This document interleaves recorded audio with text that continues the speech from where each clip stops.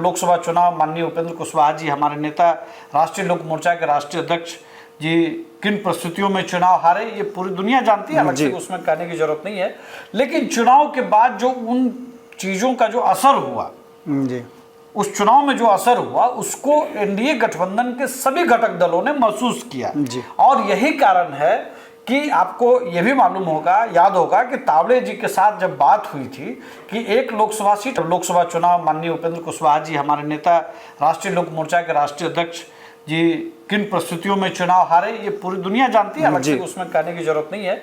लेकिन चुनाव के बाद जो उन चीज़ों का जो असर हुआ जी, उस चुनाव में जो असर हुआ उसको एनडीए गठबंधन के सभी घटक दलों ने महसूस किया जी। और यही कारण है कि आपको यह भी मालूम होगा, याद होगा कि तावड़े जी के साथ जब बात हुई थी कि एक लोकसभा सीट में हमारी पार्टी के तमाम लोग सक्रिय रहे, इमामगंज में सक्रिय रहे और रामगढ़ में तो कहा ही जाता है कि वो सीट माननीय उपेंद्र कुशवाहा जी की वजह से एनडीए को मिला। और इन चारों सीटों पे हमारी पार्टी ने जो मेहनत किया वो ये सोच करके नहीं किया कि कल हमको इसका फायदा होगा, हमने ये समझ के किया कि हम एनडीए में एक जिम्मेवार तरीके से हैं और हमारे नेता ने इस जरूरत को समझा और बहुत मजबूती से काम किया। और इसका इम्पैक्ट ये हुआ कि हम 4-0 से जो सीट लंबे समय से महागठबंधन के पास था उन सीटों को भी हम ले पाए, जीत पाए। तो इसलिए ये कहना कि हम दिखा कुछ और रहे हैं कुछ और, तो भाई जो दिख रहा है वो सीधा है कि इन चारों सीटों पर हम कहीं नहीं थे। एक में बीजेपी थी, 2 में जदयू थी, 2 में बीजेपी, 1 में जदयू और 1 में हम पार्टी। तो सबसे बढ़िया तरीके से अगर किसी गठबंधन दल ने काम किया, मैं किसी की तुलना नहीं करूंगा, लेकिन राष्ट्रीय लोक मोर्चा और उसकी पूरी टीम माननीय उपेंद्र कुशवाहा जी के नेतृत्व में बहुत ही नोरमा ग्रुप, जो सोचता है वो करता है, आपके अपने सपनों का आशियाना। नमस्कार, एक बार फिर से आपका बहुत बहुत स्वागत करते हैं। हमारे बगल में राहुल जी हैं। राहुल जी को आप अच्छी तरह से जानते होंगे। आरएलएम उपेंद्र कुशवाहा जी की जो पार्टी है, उपेंद्र कुशवाहा जी की इसलिए कह रहे हैं कि उपेंद्र कुशवाहा जी के नाम से आप लोग ज़्यादा उसको पहचानिएगा, क्योंकि कल ही हमने सुना कि दिल्ली में जो चुनाव परिणाम आए उसमें बहुत लोग कह रहे थे कि लोक जनशक्ति पार्टी का जो सिंबल है लोग पहचानते नहीं थे, इसीलिए वोट कम आया है।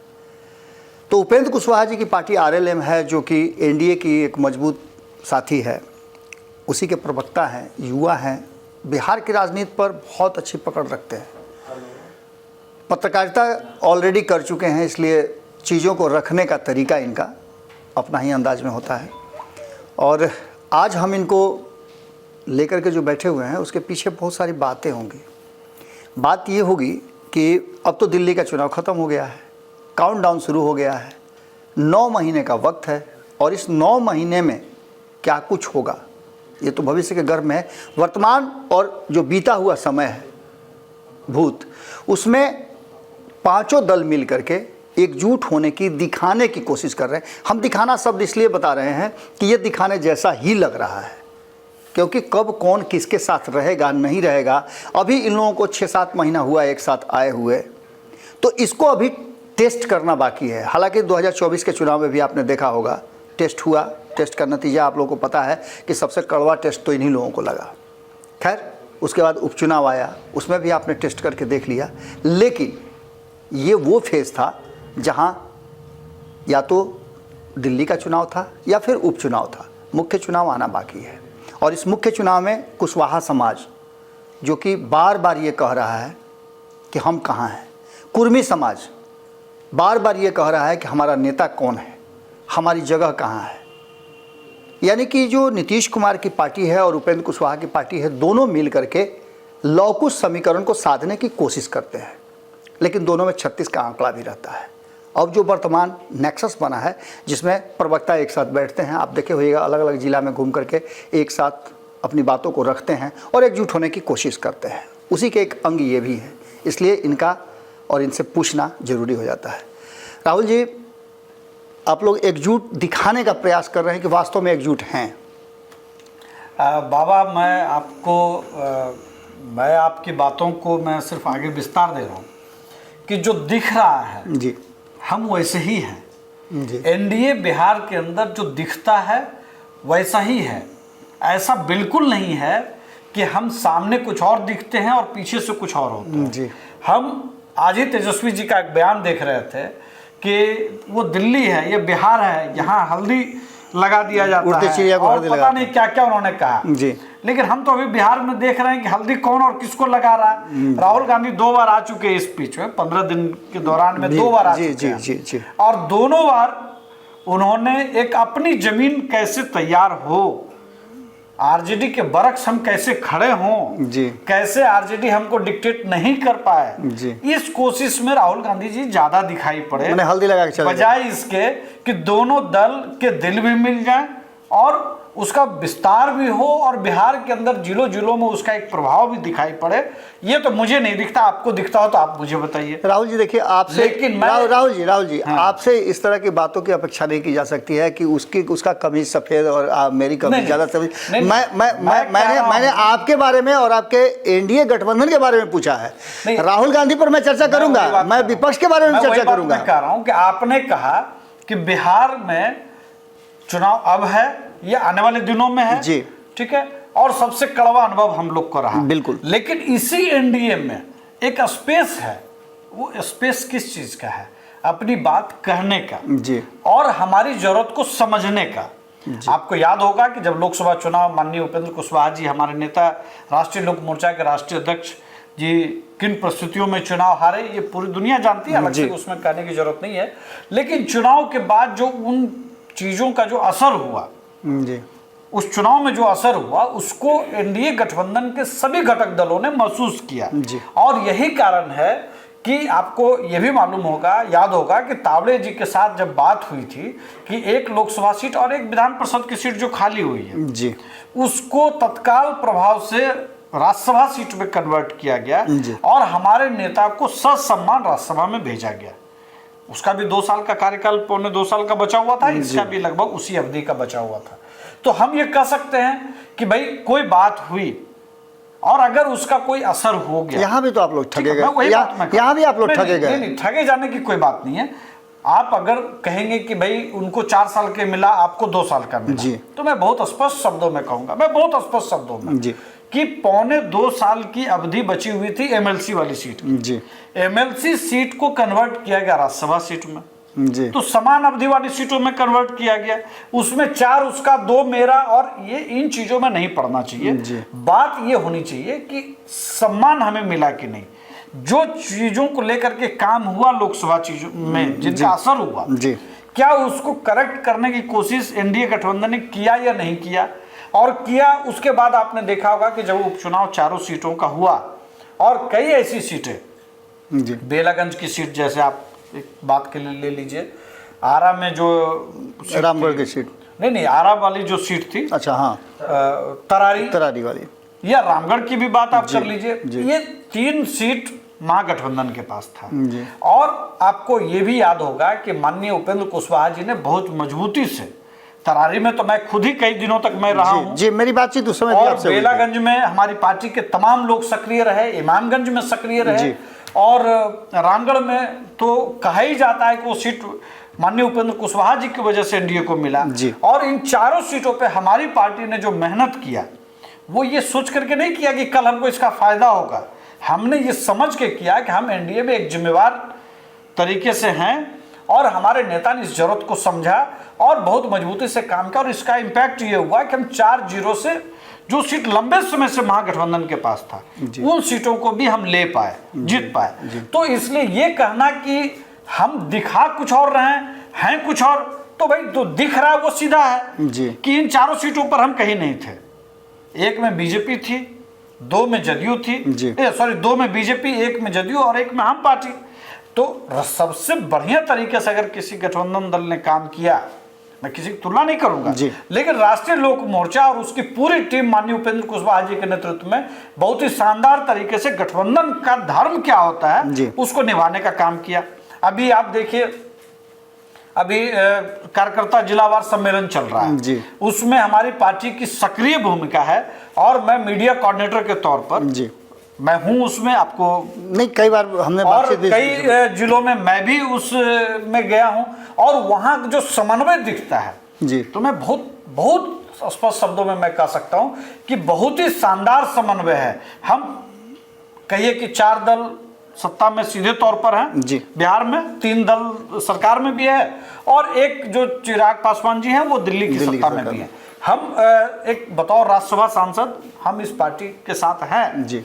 लेकिन कहीं ऐसा नहीं हुआ कि 5वें नंबर पर राहुल जी बोलेंगे, चौथे नंबर पर बोलेंगे, तीसरे नंबर पर बोलेंगे, ऐसी कोई बातचीत नहीं है। जिसकी जब जैसी जरूरत, जहां जिस प्रेस कॉन्फ्रेंस में बोलने की जरूरत महसूस हुई, वो भूमिका का निर्वहन हमसे करवाया गया और हमने बखूबी उसको किया। और मैं आप आने वाले दिनों में मैं जहानाबाद, अरवल और कैमूर जिला में भी मैं राहुल जी, मैं ये समझता हूं कि जो समन्वय वहां पर हो रहा है वो बिल्कुल सामने से है, उसमें कोई पीछे की बात नहीं है। और जो 2 महत्वपूर्ण दल हैं बीजेपी और जेडीयू, वो पूरे बिहार के अंदर बहुत ही शानदार तरीके से इन कार्यक्रमों को समन्वय कर रहा है। और हम जो 3 दल जो अपेक्षाकृत जो छोटी पार्टियां हैं उन दोनों दलों की तुलना में उनकी भागीदारी, उनकी सहभागिता कैसे पॉजिटिव तरीके से हो, इसका बहुत शानदार समन्वय हम लोग को देखने को मिल रहा है, ये मैं आपसे कह सकता हूँ। समन्वय के साथ साथ शब्द प्रबंधन भी आप बहुत अच्छा जानते हैं, आप इसके माहिर हैं। आपने अपनी बातों को बहुत घुमा फिरा करके कहा, लेकिन फैक्ट यही है कि क्या आप जो बोल रहे हैं, आपके जुबान और आपका दिल दोनों साथ हैं?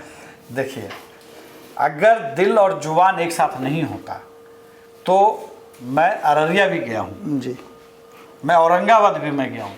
अगर मेरे निवास स्थान से दोनों की दूरी देखी जाए तो 300-300 किलोमीटर है जी। अगर समन्वय और प्रबंधन का तालमेल नहीं बेहतर होता, सीट शेयरिंग नहीं हुआ इसीलिए ये सब हो रहा है। नहीं, सीट शेयरिंग तो अंत समय में होता है, सीट शेयरिंग की बात अभी नहीं है। अभी बात यह है कि हम लोग ऊपर के सभी दल जब मिलते हैं तो मान लीजिए कि कुशवाहा जी की, उपेंद्र कुशवाहा जी की, नीतीश कुमार जी की, मोदी जी की या नड्डा जी की या चिराग जी की या मांझी जी की बातचीत हो गई जी, लेकिन नीचे के कार्यकर्ताओं में समन्वय उस तरह से नहीं हो पाता है जी। तो अभी तो हमारा प्रयास है कि सांगठनिक तौर पर कैसे हम बेहतर समन्वय के साथ एकजुटता दिखाएं। राहुल जी, ये आप लोगों का ये पहल आप लोगों ने जो किया है बहुत सराहनीय है, इसमें कोई दो राय नहीं है कि जो लोकतांत्रिक प्रक्रिया है उसमें नीचे लेवल से लेकर के ऊपर लेवल तक होना चाहिए।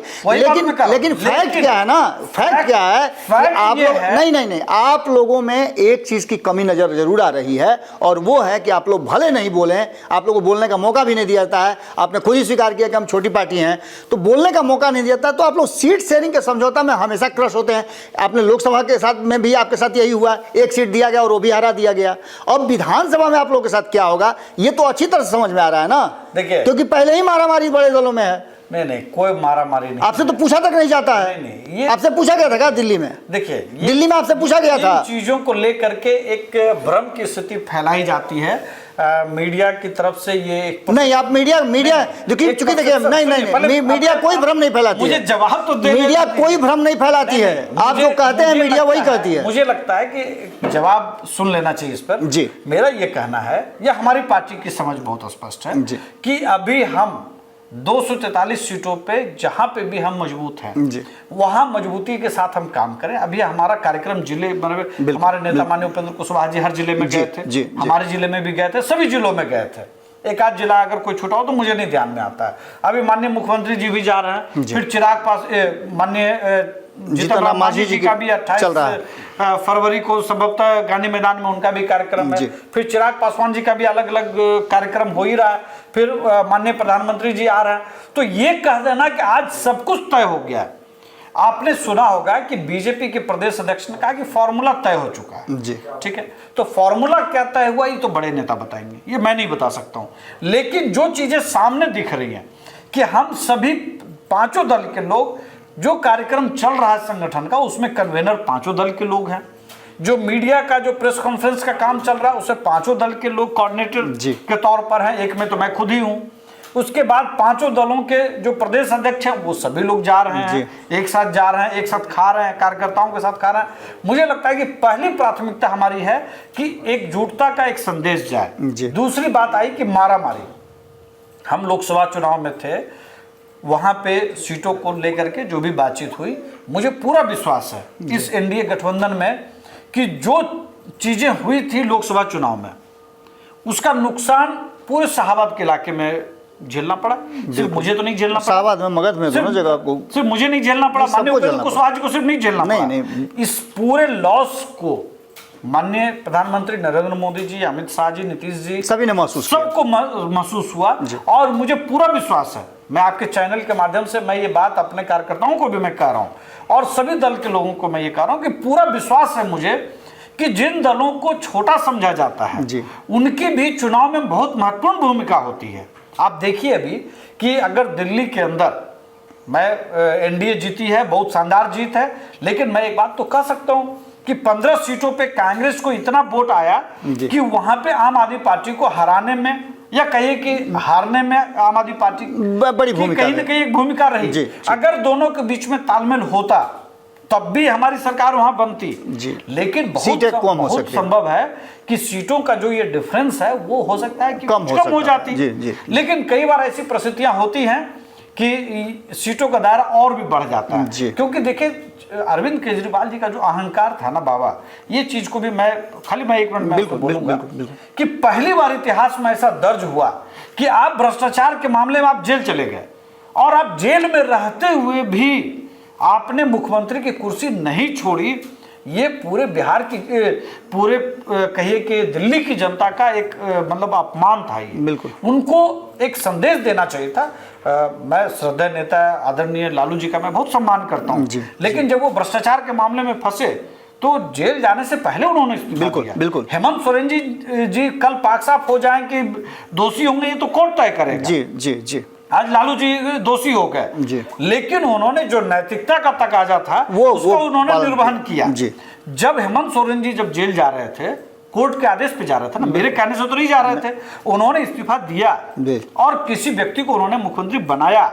उसके बाद जब ये जेल से आए अरविंद केजरीवाल तो इन्होंने आतिशी को एक कहिए कि विक्टिम कार्ड खेलते हुए कि भाई मुझे तो प्रताड़ित किया गया और ये वो, और हेमंत सोरेन जी जैसा कुछ लाभ लेने के लिए इन्होंने कुछ घोषणाएं की और समझा कि भाई हम जेल से लौटे हैं तो हमको लाभ मिल जाएगा। लेकिन इनकी मानसिकता इतनी खराब थी, आप समझिए आतिशी मरलेना को जब इन्होंने मुख्यमंत्री बनाया तो इतिहास में दर्ज है रामायण में कि भाई वो खड़ाऊ वाली बात थी। क्या लोकतंत्र में ये कहीं से भी शोभनीय है? वहां पे 2 कुर्सी लगाई गई और केजरीवाल जी ने तो हर कार्यक्रम में कहा कि ये टेम्पोररी मुख्यमंत्री है। एक महिला का जिस तरह का अपमान, आप गाली भले नहीं दे रहे थे, लेकिन लोकतंत्र में जिन शब्दों का इस्तेमाल आप कर रहे थे, चयनित मुख्यमंत्री के बारे में आपके विधायक दल ने उस महिला को मुख्यमंत्री माना, शपथ हुआ, संविधान ने उनको मुख्यमंत्री बनाया और उसके बाद आप उसको कह रहे हैं भाई ये खड़ाऊ मुख्यमंत्री है, ये टेम्पोररी मुख्यमंत्री है, ये चुनाव को। तो कहने का मतलब ये है कि जब राजनीति में जब चीजें चलती हैं बाबा तो अलग अलग तरह से काम करती हैं। तो बिहार के अंदर भी मैं ये दावे के साथ कह सकता हूं कि 99 और 100 का फेरा, बेशक आपके पास सत्ता तक पहुंचने के लिए अगर बिहार में 122 सीटें होती हैं तो आप अगर हम 40 सीटों पर 50 सीटों पर कोई 100 सीटों पर लड़ रहा होता है तो बाकी सीटों पर वो दूसरे की कहीं ना कहीं मदद कर रहा होता है। तो मैं ये बात आपको भरोसे के साथ मैं कह सकता हूं कि मुझे पूरा अनुमान है और हम लोग भरोसेमंद हैं इस बात को लेकर के कि जो चूक लोकसभा चुनाव के अंदर हुआ और उसका इम्पैक्ट हम सब लोगों ने झेला वो इस विधानसभा चुनाव में नहीं होगा। और ये बात बिल्कुल बात हो चुकी है, उसमें कोई अलग से कुछ। आपने एक फार्मूले की बात की थी कि जो भारतीय जनता पार्टी के प्रदेश अध्यक्ष हैं उन्होंने कहा कि हमारा फार्मूला जो है सेट हो गया है। उस फार्मूले के बारे में कोई जानकारी आप देंगे क्या? नहीं, देखिए अभी जब चीज़ें सामने आ जाएंगी तो पता चल जाएगा। अभी इतनी जल्दी किसी फार्मूले पर मैं कहूं और कोई बात करूं, मुझे लगता है कि अभी तो बहुत दौर की बातचीत होनी है। एक आपसी में सभी नेताओं की जो बातचीत हुई है उसमें कुछ न कुछ एक दायरा बनाया गया है। अब उसके बाद बहुत सारी चीजें होती हैं। उस दायरे से आप लोग संतुष्ट हैं? मैं आपको बताऊं, जब लोकसभा चुनाव हुआ था तो आपको याद होगा कि 1 लोकसभा सीट की घोषणा की लेकिन उसके बाद हम लोगों ने बात किया और उसके बाद हुआ कि भाई हम इसकी भरपाई करेंगे और 1 सीट हम देंगे और एमएलसी की, जिसको हम कह सकते हैं कि राज्यसभा सीट में उसको कन्वर्ट किया गया। तो जब चीजें आई हमारे सामने तो हमने बात की और जब बात हमने की तो उसके बाद हमारी चीजों को सुना गया। राहुल जी, 5 पांडवों में से जीतन राम मांझी बार बार बता रहे हैं कि मुझे कितनी सीटें चाहिए, लगभग सीटों की वो घोषणा भी कर चुके हैं कि इतनी से कम नहीं होंगी। उन्होंने यहाँ तक कहा है कि हमें कमज़ोर समझा गया झारखंड में, कमज़ोर समझा गया दिल्ली में, हम यहाँ ताकत दिखाएंगे। ये सभी बातें वो बोल रहे हैं, आप लोग क्यों चुप हैं? देखिए, मुझे लगता है कि बहुत बोलने की ज़रूरत होती नहीं है। कई बार इसका घाटा भी तो आप लोगों को होता है। नहीं, ऐसा कुछ नहीं है। कई बार बिना बोले भी बहुत सारी चीज़ें होती हैं, और मुझे लगता है कि सही समय पे सही बात कही जाए तो उसका बेहतर होता है। अगर आपको बीमारी नहीं है और आप पहले से उसका इलाज करने लग जाएं, ये मन में डर बैठा करके कि भाई मुझे तो ये हो जाएगा तो मुझे ये दवाई आज खा लेनी है, तो होगी कि नहीं होगी, आप बीमार जरूर पड़ेंगे। एक हाइपोथेटिकल तो मुझे लगता है कि हाइपोथेटिकल का यहाँ पे कोई बात नहीं है। सीधी सी बात है कि हम लोग बहुत सावधानी से काम कर रहे हैं गठबंधन के लिए। अभी संगठन पे काम चल रहा है, हमारा फोकस उस चीज़ पे है। बिहार की यात्रा हमारी पूरी हो चुकी है और कुछ दिनों में माननीय मुख्यमंत्री जी का भी प्रगति यात्रा हो जाएगा, और अभी तो पूरे 9 महीने बाकी हैं बिहार के चुनाव जी। इसलिए मुझे लगता है कि अभी थोड़ा वक्त है, इंतजार करना। इस बीच में डॉक्टर से डायग्नोस कराया जाएगा बच्चा कब होगा? नहीं, डायग्नोस कराने की जरूरत नहीं पड़ेगी। मुझे सिर्फ कहना यह है कि हमारे नेता ने जो बात कहनी थी वो शीर्ष नेतृत्व में बातचीत हो चुकी होगी, और इस पर क्या समाधान निकलता है, किस रूप में निकलता है, पहले शीर्ष नेतृत्व आपस में तय करेंगे। अगर उसमें कुछ कमी बेसी होगी तो फिर हमारा शीर्ष नेतृत्व उनसे बात करेंगे, और मुझे नहीं लगता है कि इस बार कोई परिस्थिति होगी। बात बहुत सीधी है। 2025 में हम लोगों ने 225 का लक्ष्य रखा है, तो ये लक्ष्य सिर्फ माननीय मुख्यमंत्री नीतीश कुमार जी का नहीं है, ये लक्ष्य हम पांचों पार्टियों की जिम्मेवारी का है।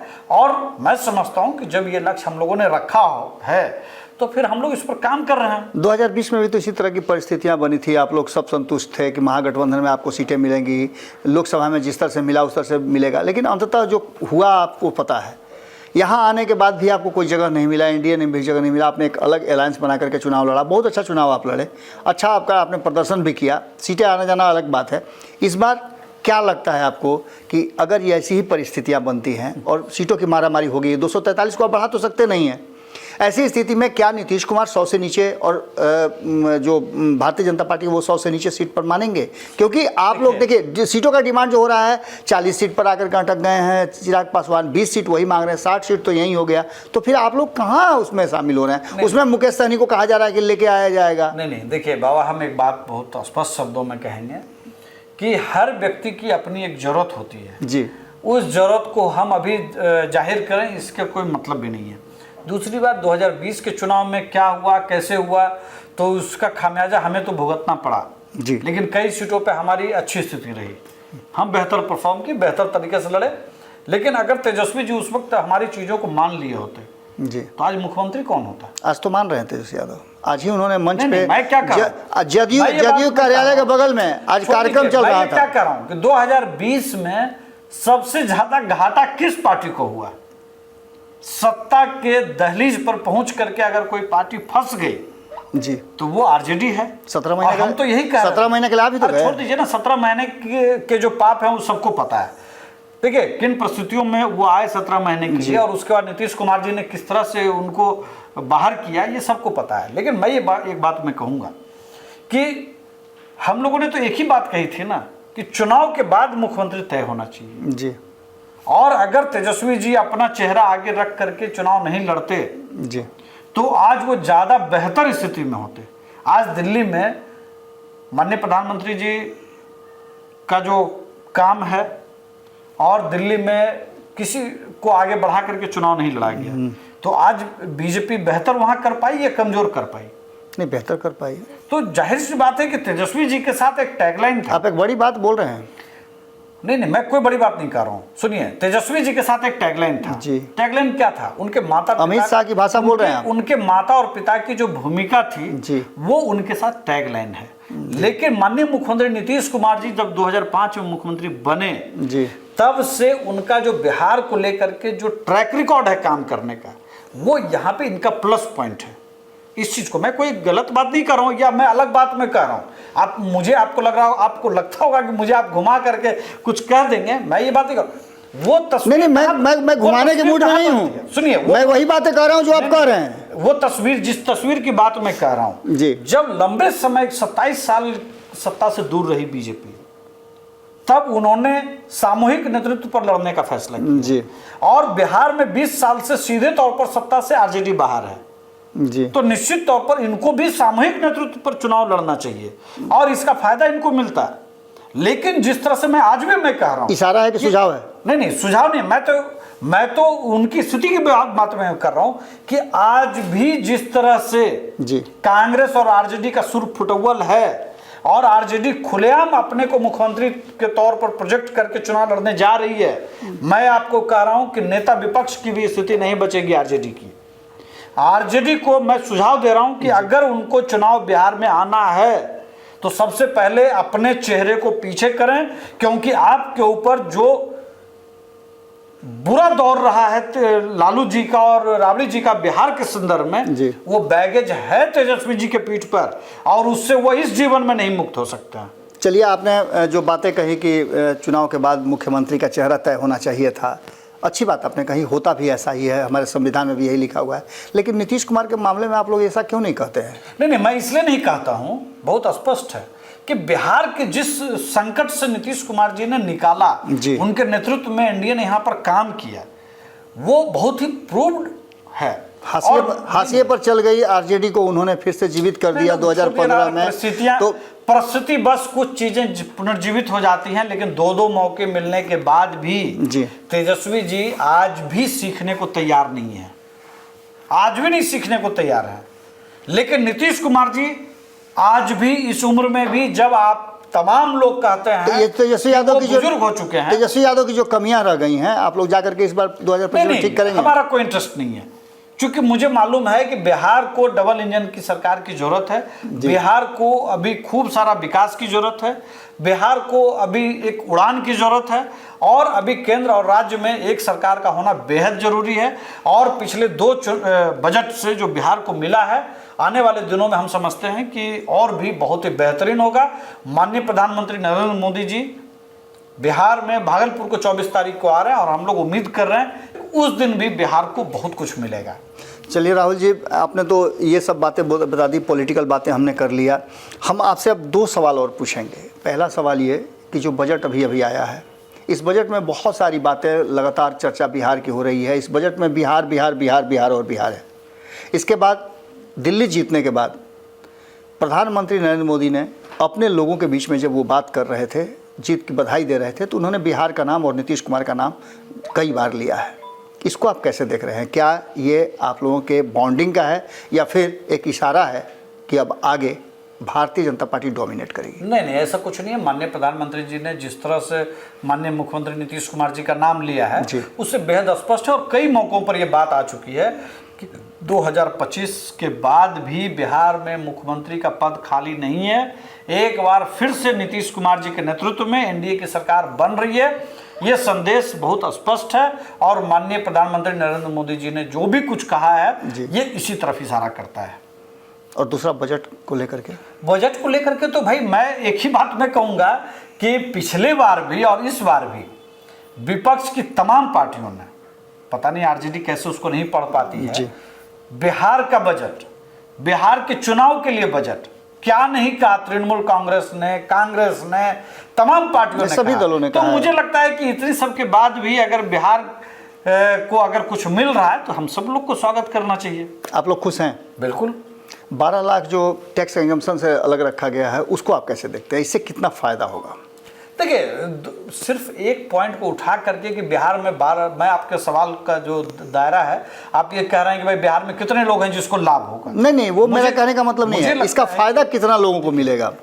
लगभग 1 लाख करोड़ रुपए का सरकार को नुकसान होगा इस एक लाभ देने से। जी, आप आमतौर पर देखते होंगे कि कभी 50,000, कभी 1 लाख, कभी 75,000 का बढ़ाया जाता था ब्रैकेट, लेकिन इस बार सीधे 5 लाख रुपए का ब्रैकेट बढ़ाया गया, 7 लाख से 12 लाख किया गया। मतलब 1 लाख रुपए का मोटे तौर पर मैं समझता हूँ कि हर व्यक्ति को जो भी कमा रहा है 1 लाख रुपए, वो इस दायरे से बाहर है। तो निश्चित तौर पर मैं इसको तो एक बड़ा लैंडमार्क डिसीजन मैं कहूँगा मिडिल क्लास के लिए, क्योंकि आपको ध्यान में होगा कि हर बात पर, चाहे वो जीएसटी हो या इनकम टैक्स हो, कि भाई सबसे ज़्यादा मिडिल क्लास पिसा जाता है। लेकिन मुझे लगता है कि 75 साल के इस जीवन में जो भारतीय आज़ाद भारत का जो कार्यकाल रहा है 78 साल का, उसमें मैं ये बात मैं कह सकता हूं कि पहली बार इतना बड़ा डिसीजन इस रूप में लिया गया, खुल करके लोग क्रय अपना कर सकेंगे, खर्च कर सकेंगे। बिल्कुल। और इससे दो चीजें होंगी। पहली बात तो कि मैं बहुत स्पष्ट हूं, पहली बात